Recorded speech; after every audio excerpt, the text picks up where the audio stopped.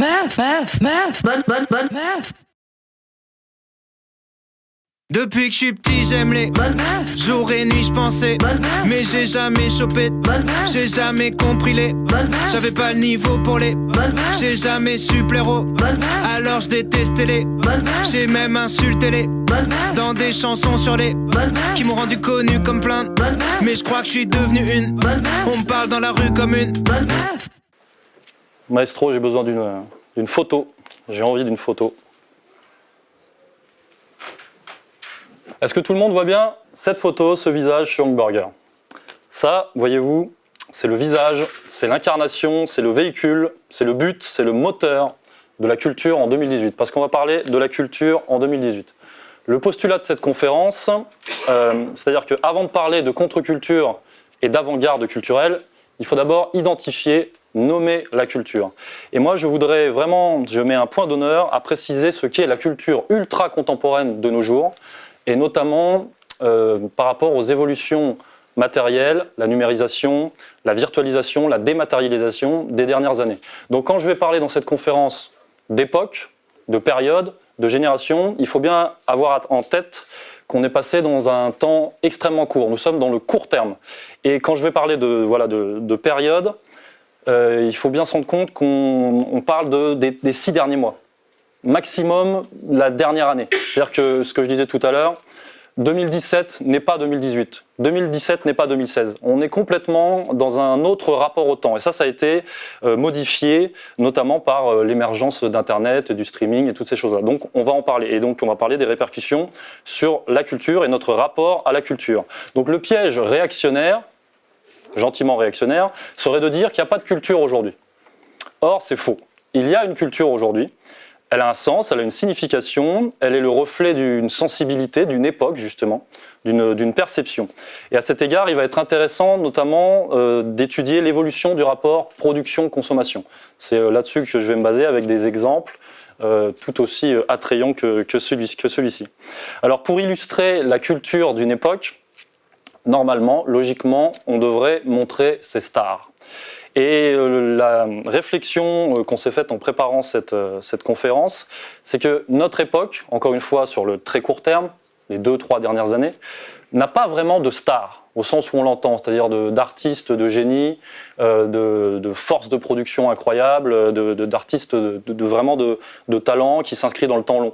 Parce que le système actuel ne peut plus produire de stars et n'a plus vraiment intérêt à produire des stars, n'a plus vraiment besoin de stars. Donc je vais m'expliquer.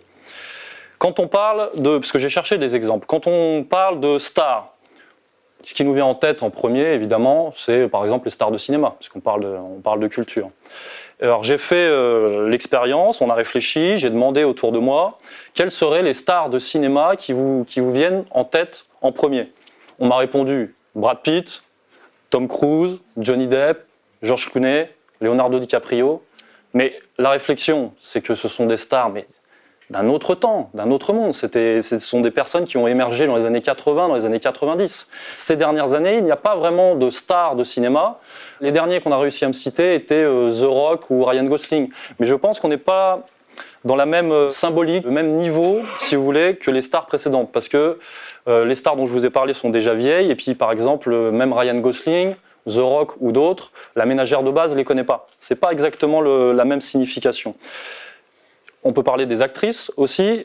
J'ai réfléchi quelles seraient les actrices les plus sur le devant de la scène actuellement. Et en fait, on m'a cité des actrices qui étaient déjà, je dirais, périmées d'il y a quelques années. C'est-à-dire Angelina Jolie, Sharon Stone, Scarlett Johansson, c'est la seule qui émerge encore.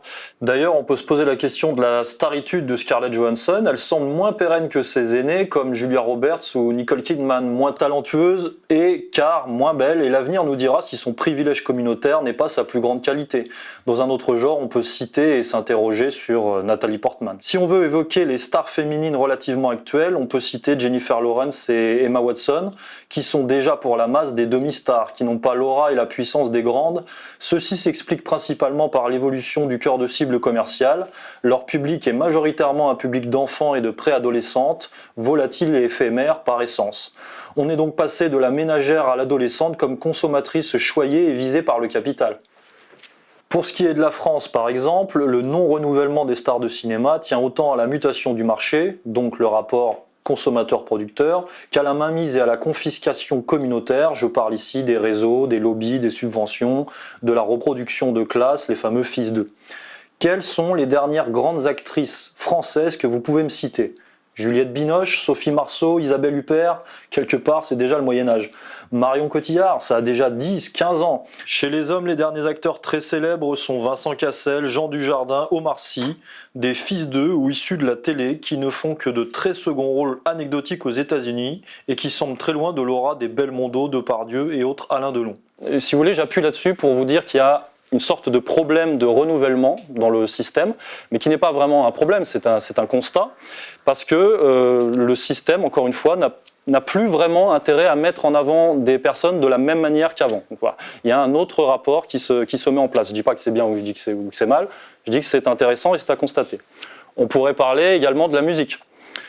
Quelles seraient les vedettes, les stars, pas les vedettes, quelles seraient les stars de la musique contemporaine ?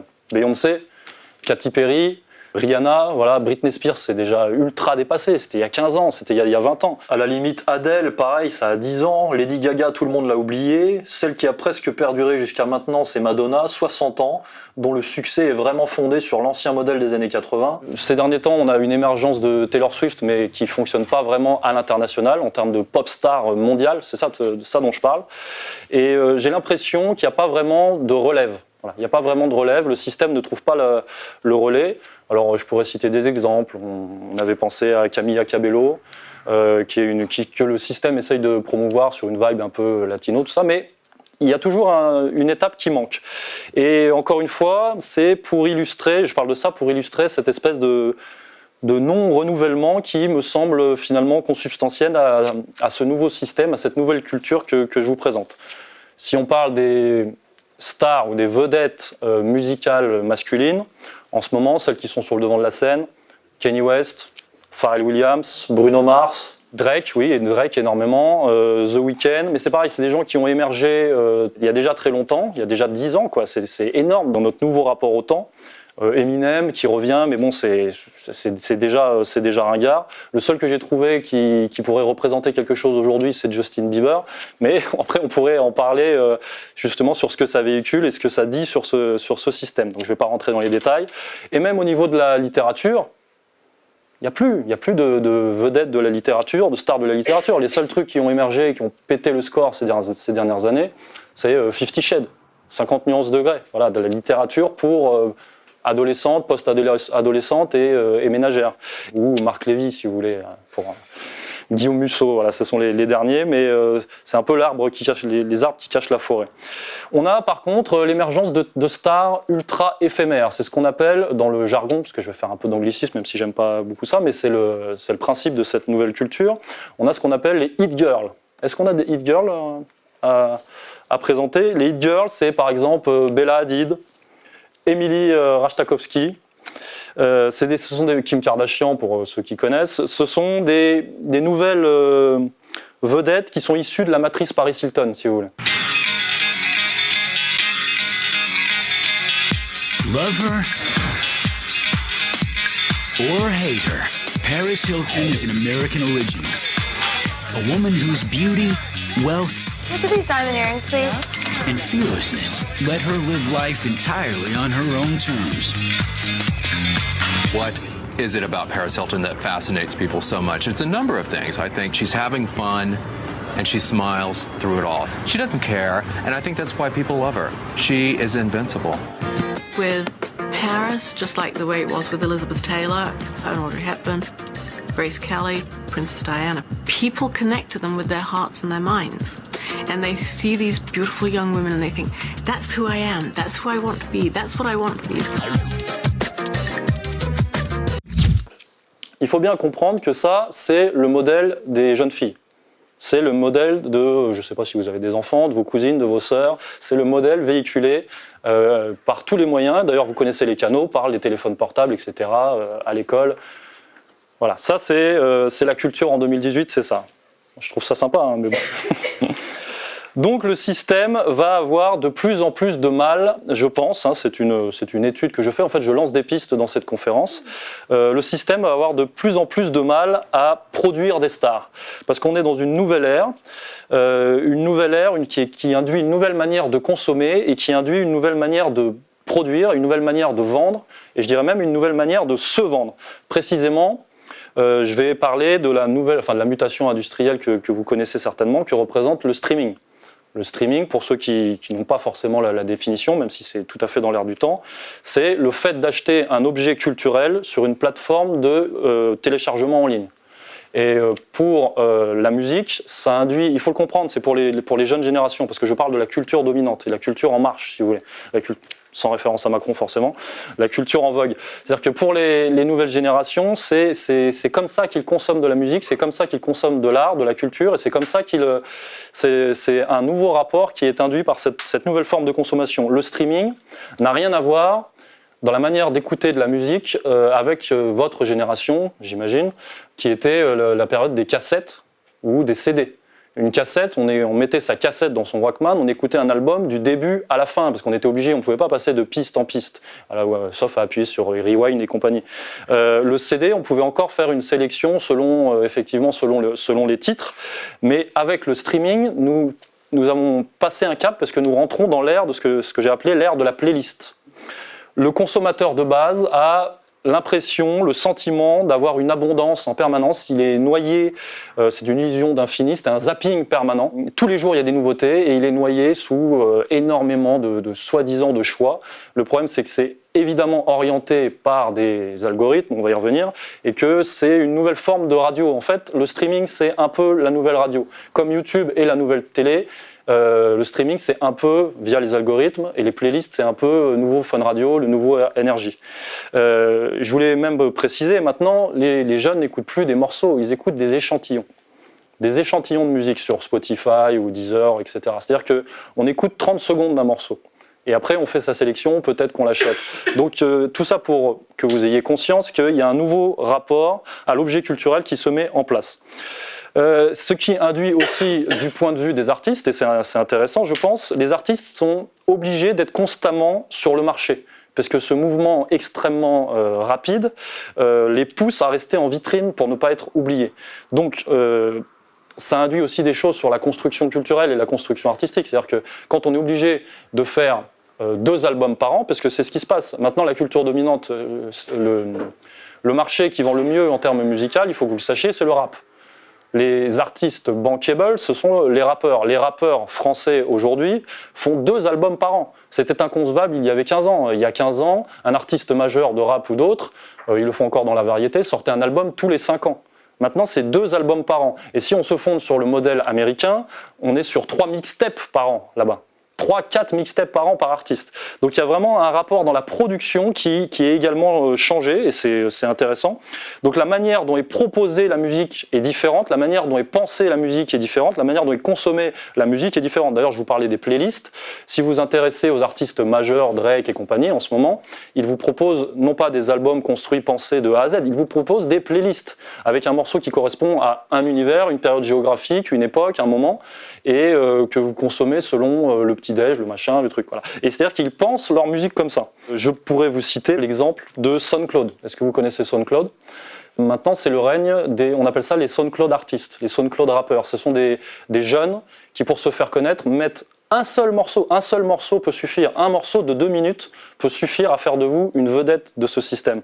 Encore une fois, c'est un nouveau rapport parce que les jeunes artistes émergents qui grandissent dans ce cadre pensent leur musique comme ça. Donc ils pensent leur musique comme une playlist ou comme quelque chose de très éphémère. Encore une fois, c'est le règne du court terme.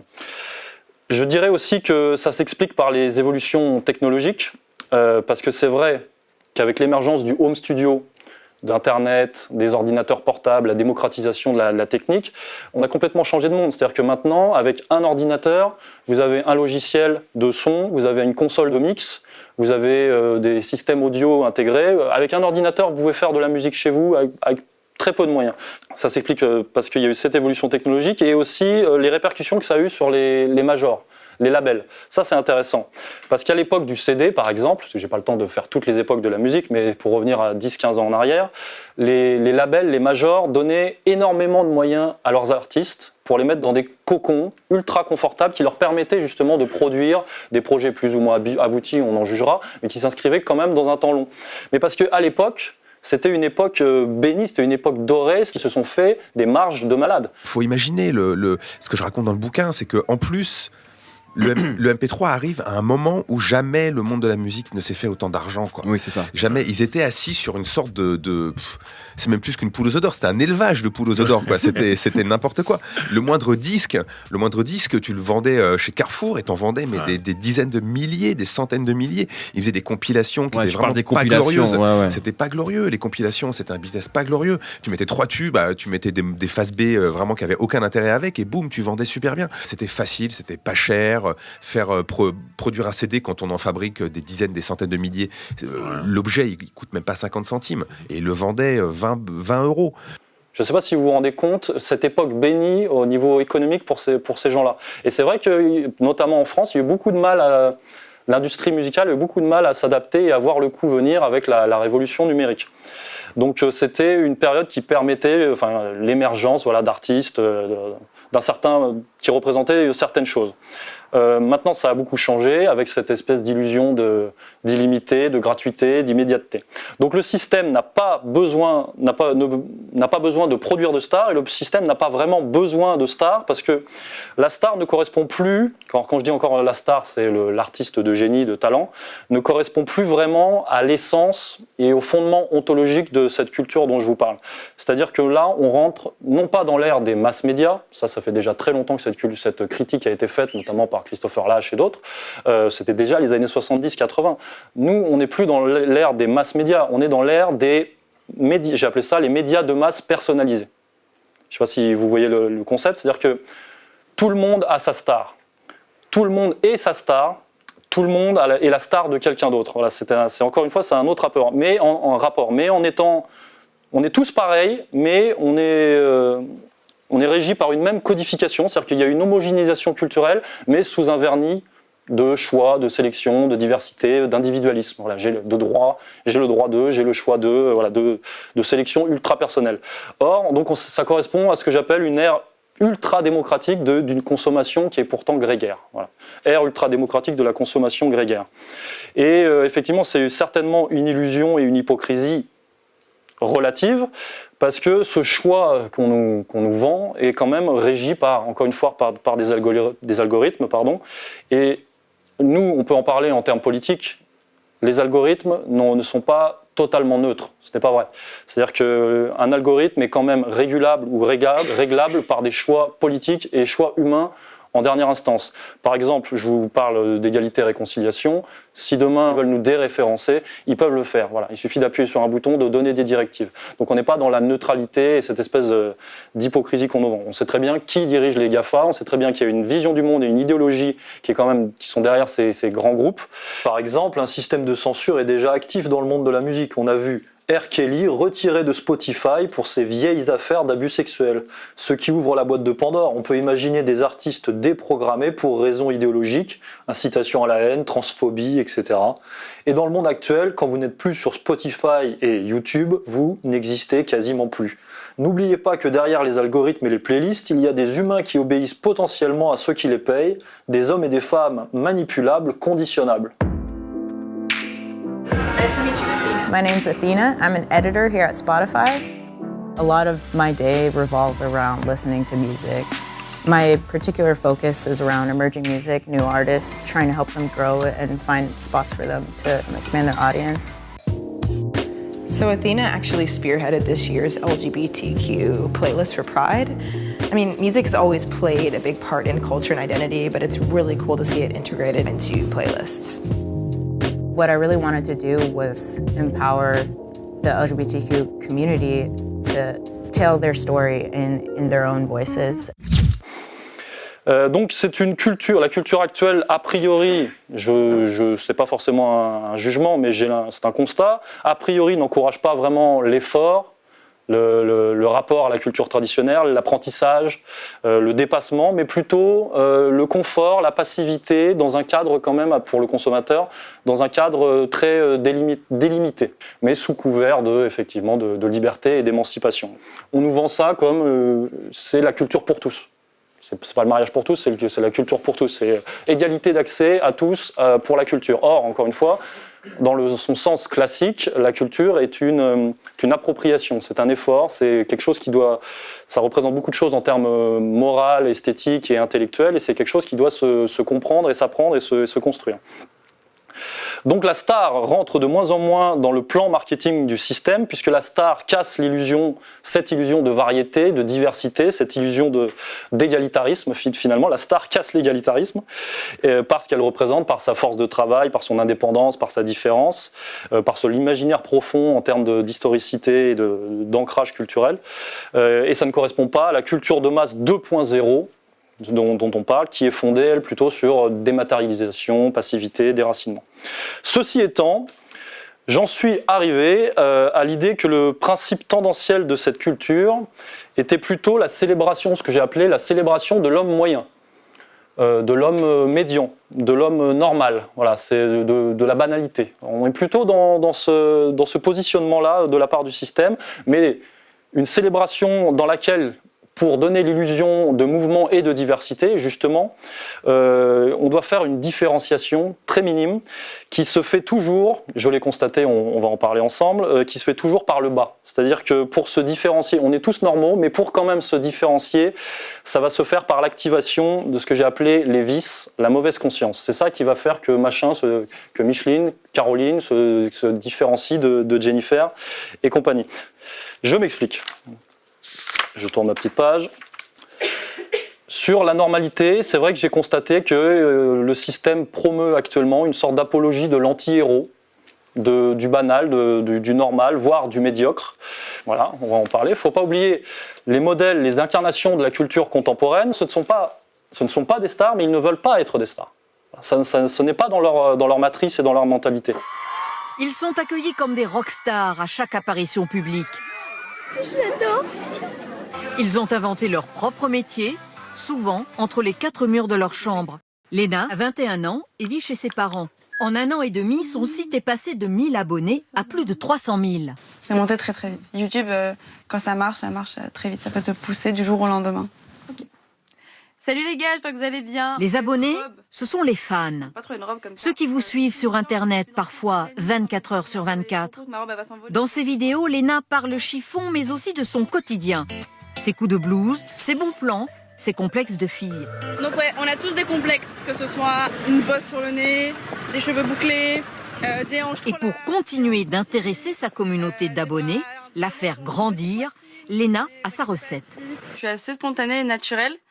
Et je pense que j'ai un peu une vie normale et je pense que ça plaît aussi. Je pense que quand on regarde mes vidéos, on sent un peu comme si on était avec moi et que c'est une petite conversation à deux. Donc les youtubeurs sont l'incarnation de cette apologie de la normalité. Voilà, Cyprien, machin, ils ont la gueule de votre voisin du 3e étage, ils s'habillent en Célio et en canard et je sais pas quoi, ils ont des lunettes de graphiste, d'afflelou. Voilà, c'est banal. Ils sont ultra banals. Est-ce qu'on a des gamers aussi, peut-être? Les gamers sont assez représentatifs de la période. Les gamers, les geeks, qui ressemblent à votre petit frère adolescent boutonneux qui joue 15 heures par jour. What is up? My name is I am so excited today because... Ça, c'est PewDiePie, un youtubeur devenu célèbre en se filmant en train de jouer aux jeux vidéo. 79 millions d'abonnés sur YouTube. C'est devenu aujourd'hui beaucoup plus qu'un gamer, c'est désormais un véritable phénomène de société, une icône, j'ai envie de dire même un héros pour vos enfants.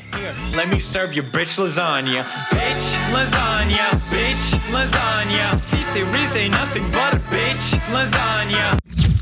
Ça, c'est ça la culture en 2018. Voilà, il faut en prendre conscience. Si on veut parler d'avant-garde et de contre-culture, il faut déjà comprendre que la culture dominante en ce moment, c'est ça. Je pourrais parler du porno. Le porno, qu'est-ce qui vous vient à l'esprit maintenant? C'est YouPorn. YouPorn, enfin déjà YouPorn c'est dépassé, mais c'est le porno normal. C'est le porno de votre voisine du 3e étage qui fait une sextape dans un camping sous une tente Décathlon et que vous retrouvez en cliquant sur je ne sais quoi, en cliquant sur beurette, machin truc. Tu vois. Donc c'est pareil, c'est encore cette espèce d'apologie de la normalité du médiocre. Je pourrais parler de la mode. On a rigolé un petit peu hier en préparant la conférence avec la mode des normcore. Je ne sais pas si vous connaissez les normcore, je ne sais pas si on a une illustration des normcore. Les normcore, on a trouvé la définition, c'est ceux qui trouvent la libération dans l'indistinction. Donc ce sont des gens qui, dans une foule, veulent être le moins distinguables possible par leur style vestimentaire. Donc c'est le mec qui pense pendant des heures à s'habiller comme Monsieur Tout-le-Monde. Et c'est encore une fois, assez évocateur. J'aurais pu parler des anti-héros qui sont à la mode, comme en ce moment il y a Deadpool par exemple au cinéma. C'est un anti-héros par excellence, voilà, qui fait des gaffes, machin, qui n'a pas vraiment de super pouvoir. Même si on peut trouver des contre-exemples, mais je pense que c'est la tendance actuelle. Je pourrais parler, mais on n'aura pas forcément le temps, des rappeurs actuellement qui sont évidemment, je vous dis, le premier marché en France consommé, notamment par les jeunes, qui s'habillent pareil, ils sont normaux, vous les croisez dans le métro presque. Il n'y a plus cette espèce de rapport à l'extraordinaire, quoi. Il s'est passé aussi une chose, c'est que le rap est devenu extrêmement lié à la weed, j'ai l'impression en 2013. C'est vraiment un truc, tu sais, les tempos se sont ralentis, ça s'est beaucoup assombri, le rap et le R&B aussi. Le R&B d'aujourd'hui est super sombre. Donc voilà, moi j'ai tendance à aimer les choses un peu plus colorées. Ce que j'écoute, un truc avec beaucoup de personnalité. Et le rap que j'écoutais, c'était un rap très exubérant, mais qui avait quand même ce truc un peu conquérant. Enfin, moi, je suis resté bloqué sur Dipset. C'est vraiment pour moi un truc de mec qui porte des vêtements qui ressemblent à des drapeaux américains, tu vois. C'est pas du tout du rap qui tient compte de la crise économique, en fait, que j'écoute. Et ouais, le truc de on est chez soi, on est des adolescents blancs, qui fument des joints en écoutant du rap qui ressemble à du trip-hop ou à du jazz, tu vois. Non, ça c'est pas du tout dans ma culture et c'est pas du tout dans ma vie, quoi. Donc forcément, je passe à côté de plein de choses et peut-être que je deviens vieux aussi, quoi. Donc, apologie d'une personnalité sans qualité propre, sans identité profonde, sans caractère, sans forcément d'âme. Ça ne veut pas dire que ça n'existe pas, mais ça veut dire que c'est ce qui est véhiculé par le système. Je pense que ça correspond, je n'ai pas le temps de développer, mais ça correspond aussi avec la tertiarisation, c'est-à-dire la bureaucratisation, le fait, ce sont l'émergence des nouvelles classes moyennes en termes économiques et sociaux. Ça véhicule quand même beaucoup de choses et qu'il y a un rapport au salariat, mais en rapport aux institutions et un rapport au monde qui est bien dans ce cadre-là. Et comme il faut donner l'illusion de mouvement, de différence pour donner l'impression au consommateur moyen qu'il a cette abondance et cet infini à disposition, je me suis influencé d'un concept de Jean Baudrillard qui s'appelle la PPDM. La PPDM, c'est la plus petite différence marginale. C'est-à-dire que la plus petite différence marginale, c'est comment effectivement se différencier de Monsieur Tout-le-Monde. Et j'ai constaté que la PPDM, la plus petite différence marginale, se faisait en ce moment dans notre période, dans notre génération, dans notre époque, sur l'excitation, la stimulation de ce que j'ai appelé la mauvaise conscience. C'est-à-dire, dans ce cadre de normalisation, d'uniformisation, la différence entre les produits, d'ailleurs on est tous des produits à cet égard, se fait souvent par le bas, c'est-à-dire par la démonstration de valeurs basses, de valeurs primaires, de valeurs premières, qui si vous voulez, qui parlent immédiatement, qui choquent, qui touchent tout de suite à l'émotion, à l'émotionnel, qui font référence à la pulsion et au pulsionnel. On n'est plus du tout dans ce qu'on appelle la raison et le logos, on est plutôt sur la stimulation du premier. Voilà, c'est que quand on voit un cul sur Instagram, tout de suite, ça fonctionne, on regarde, quoi. Voilà. C'est ça qui est le ressort actuel et le moteur actuel, le carburant actuel de cette culture. L'émotion et la pulsion. Et c'est parce que, si vous voulez, il ne faut pas que les ressorts évoquent autre chose. Il ne faudrait pas que les ressorts évoquent le travail, l'effort, l'aristocratie, etc. Alors, on va justement rentrer dans le vif du sujet, au cœur du réacteur, au cœur de la matrice, avec Instagram.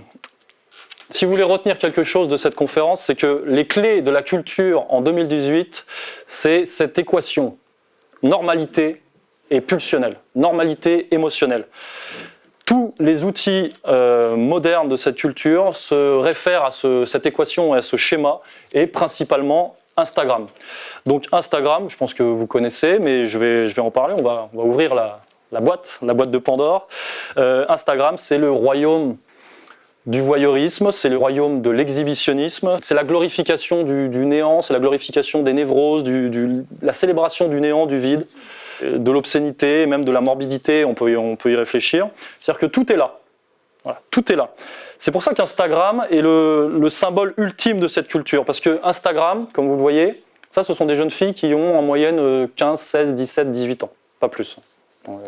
Et encore, on a été gentils. Vous voyez bien qu'elles se fondent sur les modèles que j'ai cités tout à l'heure, qui sont des descendantes de Paris Hilton, etc. Mais ça va beaucoup plus loin que ça. Instagram, c'est le royaume de ce qu'on appelle la jeune fille. Instagram, c'est le royaume de ce qu'on appelle en sociologie des rapports hommes-femmes, comme dirait Stéphane Edouard, c'est le royaume de la femme-enfant. La femme-enfant, on pourrait la circonscrire en termes d'âge comme étant la femme entre 15 et 25 ans, mais c'est plus profond que ça. La femme-enfant, c'est une vision du monde. La femme-enfant refuse de se confronter à toute contrainte. Pour elle, ça n'existe pas ou ça ne devrait pas exister. Elle considère que tout lui est dû, non pas parce qu'elle travaille, qu'elle apprend ou qu'elle souffre, mais par le simple fait qu'elle l'est. Son être est un cadeau au monde, donc le monde, les hommes, lui doit quelque chose. Tout naturellement et parfois inconsciemment, elle en conclut que son corps est la valeur d'échange ultime. Et ça correspond énormément, consubstantiellement, à la culture dont je vous parle. C'est-à-dire que la vision du monde de la femme-enfant correspond au système. La femme-enfant incarne la culture dont je vous parle, la culture du système, et le système se base sur la femme-enfant pour reproduire des schémas capitalistes que vous connaissez. C'est-à-dire que Instagram, actuellement, c'est à la fois un réseau social, c'est le réseau social du moment, c'est plus du tout Facebook qui a le vent en poupe, Facebook est en train de se casser la gueule, on pourra en parler. Instagram, c'est le réseau social du moment, mais Instagram, c'est aussi un site de rencontre, c'est ainsi le site de rencontre du moment, c'est aussi une plateforme de recrutement. Il y a des marques qui mettent le grappin sur des jeunes filles en leur proposant de l'argent pour faire des photos avec leurs vêtements, leurs bijoux, leurs montres, etc. Par exemple, voilà. C'est une publicité humaine, des femmes sandwich, quoi. Donc Instagram, réseau social du moment, site de rencontre, plateforme de recrutement, vitrine, mise aux enchères même, j'ai envie de dire, et parce que là, elle se vend, la jeune femme se vend, littéralement. Je ne sais pas si elle en a confiance, mais elle se vend, il y a tout un tas de choses qui sont charriées par ce genre de photographie, mais Instagram, c'est un nouveau catalogue. C'est le catalogue de la culture moderne. Concrètement, l'adolescente banale, parce que quelque part, elles n'ont rien d'extraordinaire. Bon, c'est des jolies filles, mais quelque part, elles n'ont rien d'extraordinaire dans leur posture. Mais concrètement, l'adolescente banale qui montre son cul à l'univers, parce qu'Instagram, c'est quand même montrer ce que je suis, montrer mon corps à la planète entière, c'est ça le moteur de la culture en 2018. Et c'est intéressant, encore une fois, parce que la femme-enfant, la jeune fille, elle est la consommatrice de ce système, mais elle est l'actrice de ce système, elle est la productrice de ce système. Et elle maîtrise à la perfection, de manière inconsciente, elle les a acquis, les codes de cette nouvelle culture. Et qu'on ne me dise pas, petit aparté, qu'on ne me dise pas que c'est uniquement le capital qui a créé ex nihilo cette situation. Le système capitaliste s'appuie sur les tendances naturelles de la femme-enfant pour en faire un marché, pour en faire des marchés juteux. Des marchés qui vont, je vais le dire, qui vont jusqu'au réseau de prostitution. Parce que il y a, par exemple, des riches émiratis se servent d'Instagram pour repérer des jeunes filles comme un catalogue, pour repérer des jeunes filles, leur payer un voyage. Ah, t'es jolie, toi, t'as tel âge, t'habites à Montargis ou je sais pas où, en banlieue lyonnaise. Je peux te faire venir à Dubaï ou machin demain par avion, je t'envoie un billet et je te paierai 2000 € pour 3 jours, ou 20 000 € pour 3 jours pour une prestation sexuelle. C'est un nouveau réseau de prostitution. Encore une fois, je dis ça pour que les gens aient conscience de ce qui se joue en ce moment. C'est pour ça que dans ce monde prostitutionnel, par essence, pornographique, qui fonctionne sur des codes pornographiques, avec une sorte de fascination pour l'autodestruction, puisque J'en ai pas parlé, mais c'est aussi la junk food. Tout ça, c'est accompagné, en fait, c'est un package. C'est-à-dire qu'il y a le junk food, il y a les drogues, il y a la cigarette, l'alcool, il y a la vie rock'n'roll, machin. Il y a tout un mode de vie qui est véhiculé. Et dans ce monde, la création, parce on parle des femmes, mais je vais m'intéresser aux hommes, dans ce monde, la création masculine est, elle manque de repères. D'ailleurs, c'est ce qui explique l'apothéose en ce moment des coachs, par exemple. Parce qu'on a une terrible perte de repères et de perte d'identité dans les jeunes générations masculines qui se tournent effectivement vers les coachs YouTube, les coachs Internet, les coachs je sais pas quoi, les coachs muscu, les coachs trucs. Et on est beaucoup sur le mode de vie, le comportement, enfin bon bref, des choses comme ça, quoi, pour réapprendre à exister dans ce nouveau monde. Et donc j'ai constaté que la création masculine dans ce monde prostitutionnel pornographique qui est fasciné par l'autodestruction tournait essentiellement dans la période actuelle, c'est-à-dire ces dernières années, et encore je suis gentil, autour du malaise, autour du spleen, autour de la déprime, autour de la dépression. Ce sont vraiment des thématiques qui reviennent, notamment dans la musique. On va peut-être pouvoir balancer des extraits musicaux. Dans la musique consommée par les jeunes en masse ces derniers mois.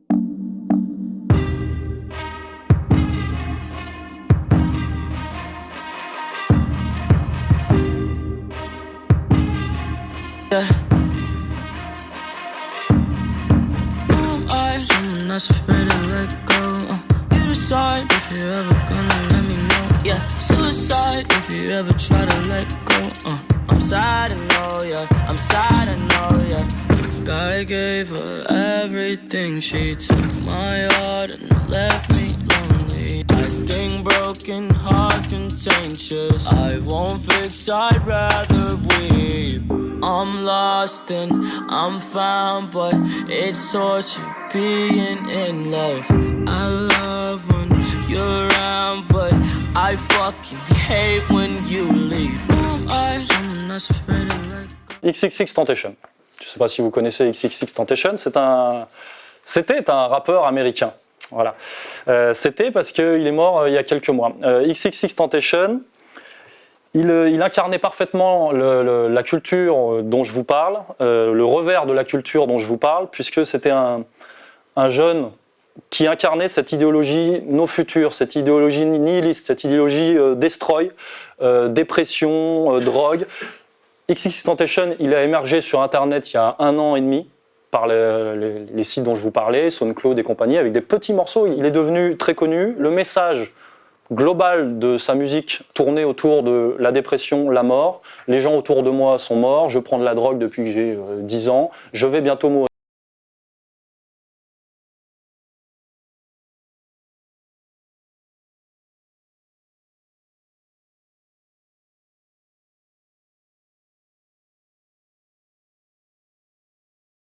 Résultat des courses, à 20 ans, il est mort.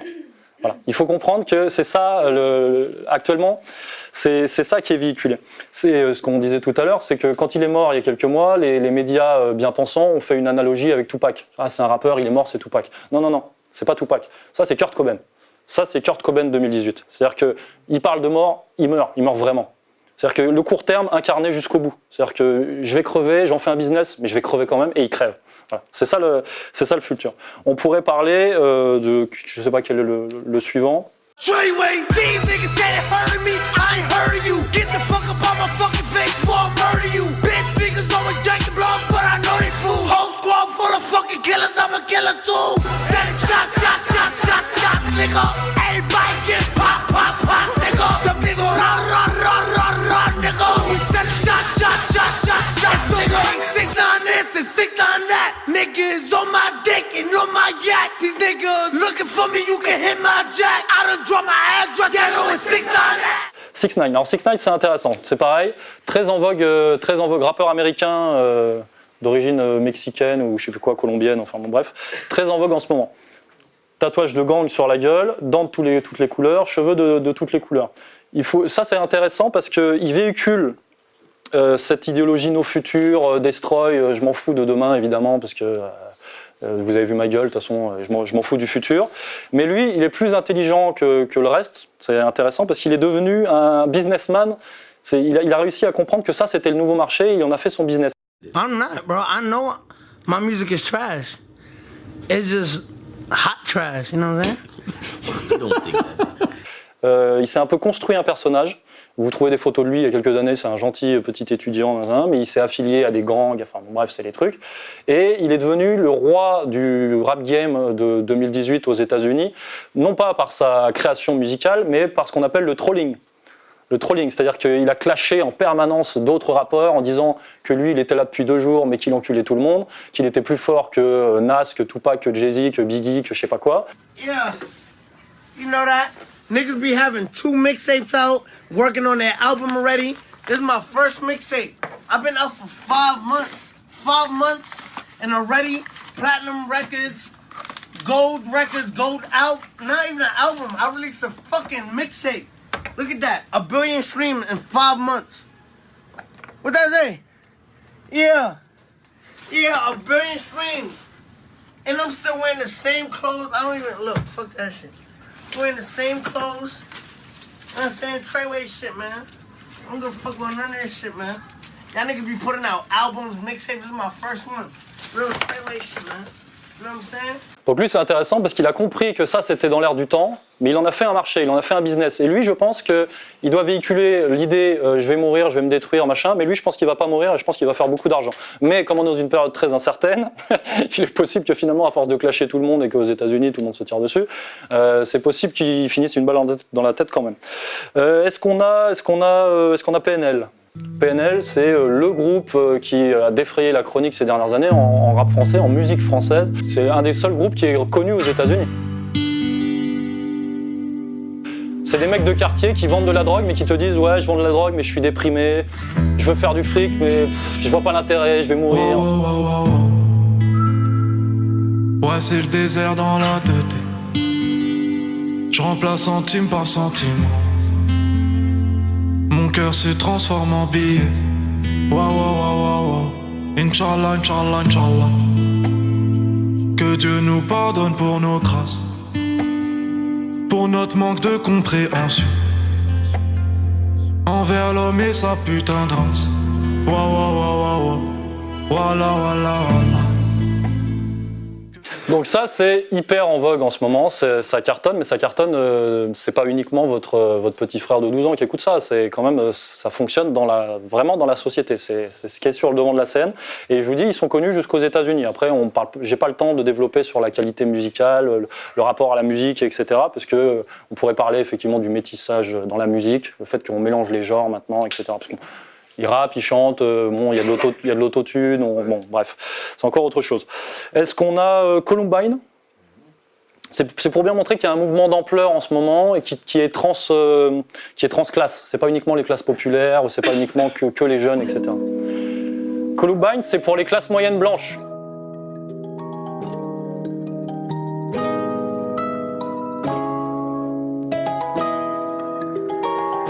J'ai dribblé dans la vallée, les âmes et les années. J'ai grandi dans les vapes et vapoté jusqu'à me cramer. Noyé dans mon apnée, cadavre dans les allées. Visage cellophané, ils attendent que je me retourne pour me planter dans le dos. Adieu bientôt, je fais plus de sessions gaming que de sessions studio. J'élimine, je les arrête, prends mon cœur, tu le ramènes. Je suis détestable, je suis l'autoportrait de la planète. Je fais plus de sessions gaming que de sessions studio. C'est-à-dire le mec, il joue aux jeux vidéo plutôt que de s'occuper de sa musique. Voilà, donc en quelques phrases, j'imagine si vous avez porté l'oreille, vous avez compris ce qui était véhiculé quand même par ce genre de morceaux. Je crois que ça c'est un descendant d'Orelsan, machin, bref, on pourra en parler. Je crois que c'est tout ce qu'on avait sélectionné. Précisons toutefois que cette tendance à la dépression concerne principalement le marché des consommateurs internautes, la musique de supermarché marketée à l'ancienne, comme le rap variétoche de Maître Gims ou Soprano, visant essentiellement un public hors stream, la ménagère de moins de 50 ans et les enfants de moins de 10 ans. Citons également le phénomène MHD, qui ratisse très large en additionnant rythmique ethnique, code de banlieue et ambiance de fête du village. Je suis toujours en apnée, ces bâtards je les sens pas. Tu te butes à la Yoka, on se bute à la peau. C'est la Champions League, 7-5 c'est la Champions League, 9-1 c'est la Champions League, 9-2 c'est la Champions League, 9-3 c'est la Champions League. Alors je pourrais parler évidemment des grandes têtes d'affiche en ce moment au niveau musical qui sont Drake et The Weeknd. Si vous vous intéressez aux paroles véhiculées par Drake et The Weeknd, on en parlait tout à l'heure, c'est pareil, ils font de la global music aussi. c'est très intéressant, mais j'aurai pas le temps de développer. C'est je suis riche, mais je suis déprimé. J'ai baisé 3 top modèles hier soir, j'ai pris de la drogue, mais je me sens pas accompli dans ma vie. Je me suis fait quitter par le mannequin bosniaque, serbe hier. Je suis malheureux. Voilà, c'est ça qui fonctionne en ce moment et c'est ça le discours en vogue encore une fois.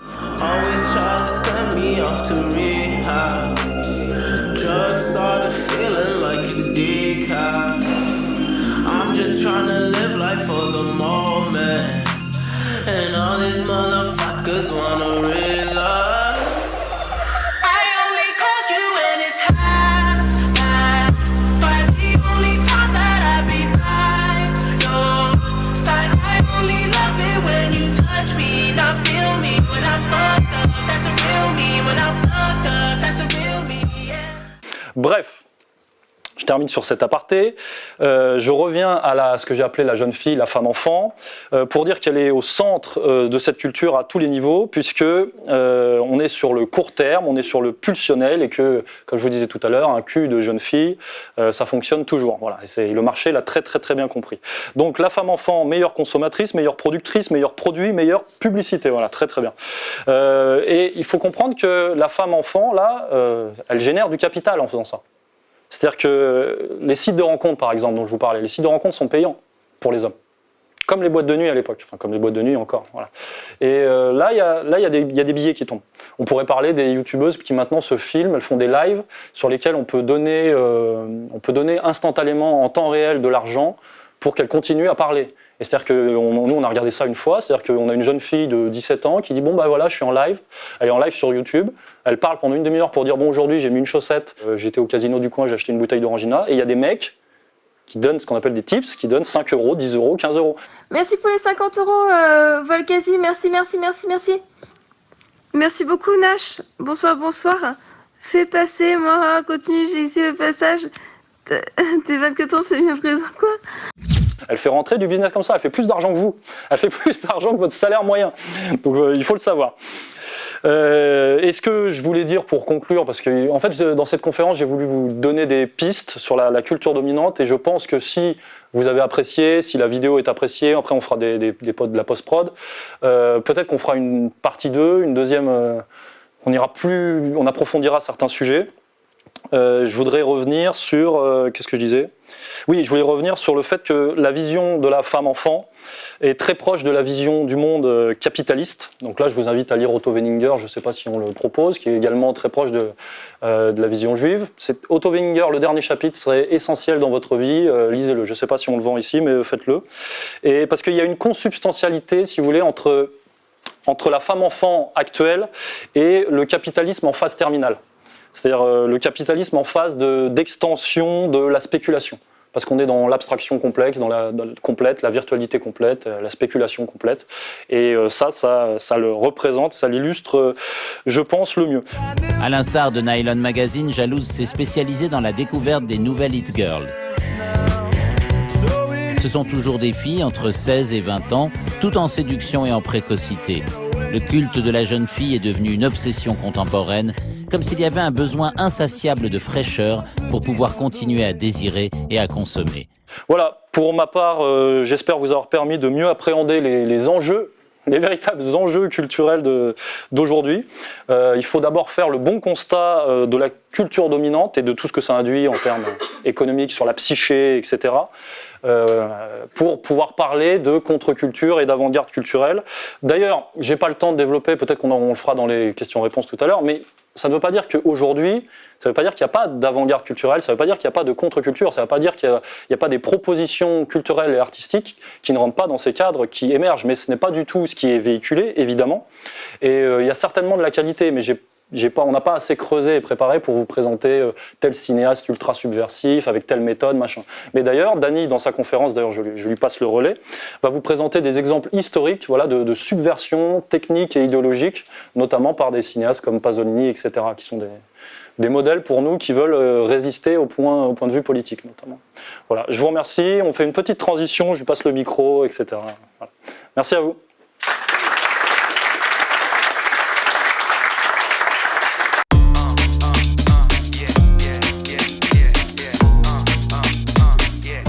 Les les filles.